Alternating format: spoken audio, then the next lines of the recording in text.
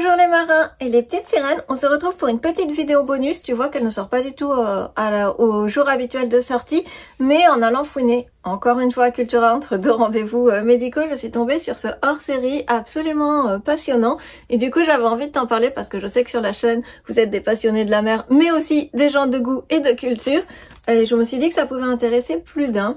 Je suis tombée dessus totalement par hasard, il était au rayon librairie, donc ce qui est intéressant c'est que tu peux le trouver aussi bien en librairie qu'en maison de la presse et c'est pas vraiment un magazine, ça fait partie d'une série de revues qui sortent tous les mois, qui s'appelle Le Musée Idéal et qui sort tous les mois en maison de la presse. Mais là, c'est un hors-série en grand format, dans une belle édition, sur un beau papier glacé. Les photos des œuvres, les reproductions des œuvres sont d'assez bonne qualité. Donc c'est vraiment très intéressant. Qu'est-ce que je peux te dire à propos de la revue? C'est fait en association par le magazine Géo et le journal Le Monde. Et ce magazine nous est présenté par la journaliste Sylvie Girard-Lagorce. Qu'est-ce que je peux te dire? Le livre s'articule en 5 thématiques en fait, 5 grandes thématiques.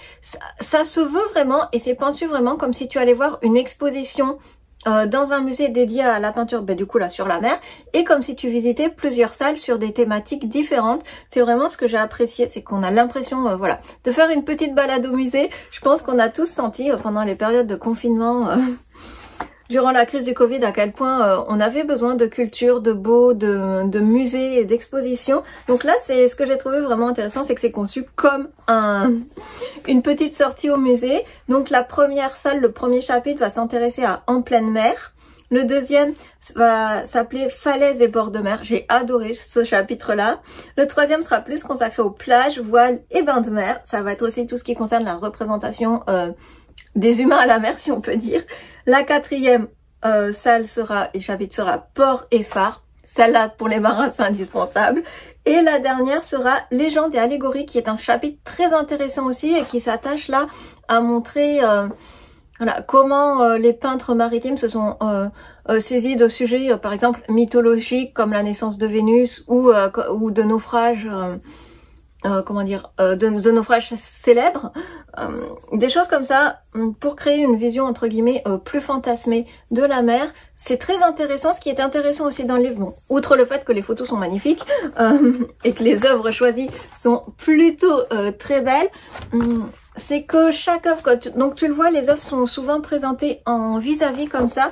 Il y a vraiment évidemment une logique dans la présentation des œuvres et souvent on va voir que les deux œuvres qui sont choisies sur une double page, même si elles ont plusieurs siècles d'écart ou plusieurs années d'écart, se répondent dans une même façon de traiter un sujet, une même utilisation d'une palette chromatique. Donc ça c'est toujours intéressant et surtout ce qui est difficile quand on lit un livre dédié à l'histoire de l'art, quand on n'a pas forcément de connaissances, c'est qu'on ne sait pas où regarder, on ne sait pas quoi regarder dans le tableau.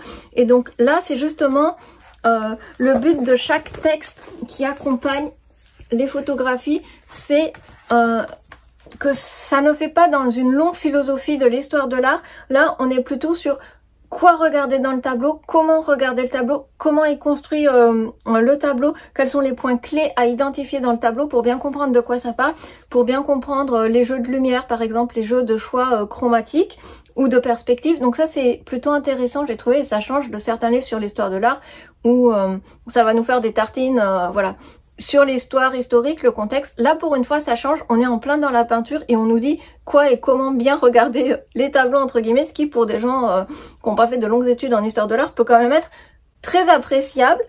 Il y a certaines pages aussi très intéressantes comme ça qui te détaillent un peu plus en profondeur la construction d'un tableau. Donc ça aussi, c'est super intéressant. Je pense que tu as une grande page comme ça par grand thème, par grand chapitre. Qu'est-ce que je peux te dire pour finir? Je vais pas faire beaucoup plus long. Ce que j'ai quand même remarqué, c'est que principalement, ce sont des œuvres du 19e et du 20e siècle. Il y a quelques œuvres antérieures, évidemment, quelques grands classiques, mais principalement, ça couvre les périodes 19-20e siècle.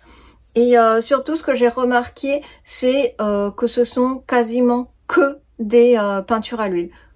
Je crois pas avoir vu beaucoup d'autres techniques, ce qui est dommage évidemment parce que sur un thème sur la mer comme ça, ne pas avoir une seule mention des aquarelles de Turner, C'est un crève-cœur pour moi, c'est vraiment un de mes peintres préférés et une de mes séries d'aquarelles préférées.